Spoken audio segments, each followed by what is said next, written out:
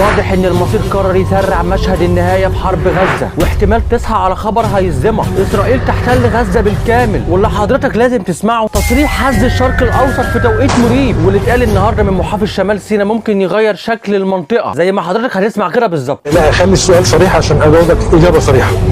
هل ستقوم عمليه عسكريه ما بين مصر واسرائيل؟ كل بني ادم على مستوى العالم هيكون الرد المصري مفاجئ للعالم كله. 41 سنه خدمه قوات مسلحه، انا كنت قائد الجيش الثاني الميداني، انا كنت رئيس هيئه الاستخبارات العسكريه المصريه 3 سنين ونص.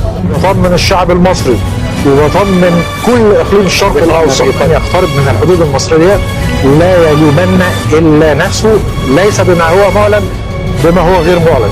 محدش يجرؤ ان يقرب، ومصر هتفاجئ العالم بما لم يعلن، والكلام ده لامريكا مش لاسرائيل بس. الفيديو لازم تشوفه للاخر لان فيه اسرار لاول مره تعرفها. هو مين محافظ شمال سيناء؟ لا ده مش اي محافظ، احنا بنتكلم عن رجل مخابرات وقائد الجيش الثاني سابقا. الراجل عارف كل شبر في سيناء. لما يقول لك مصر هتفاجئ العالم ومحدش يقدر يقرب من حدودنا، فده معناه ببساطه في اوراق استخباراتيه محدش يعرفها، اسلحه جديده وانظمه دفاع لم يعلن عنها، وقواعد عسكريه سريه. ومين قال ان مصر لازم تعلن عن كل حاجه؟ دي سياسه اسمها الردع الصامت. تصريح الراجل ده مش ارتجال، كلامه بيحمل غطاء رسمي وبيمثل موقف الدوله. والسؤال اللي بيخوف دلوقتي، هل احنا قريبين من لحظه الصفر؟ تابع واحكم بنفسك، بس افتكر دايما مصر مش هتقول اللي عندها الا لما يبقى لازم يتقال. فبالله فلتحيا مصر.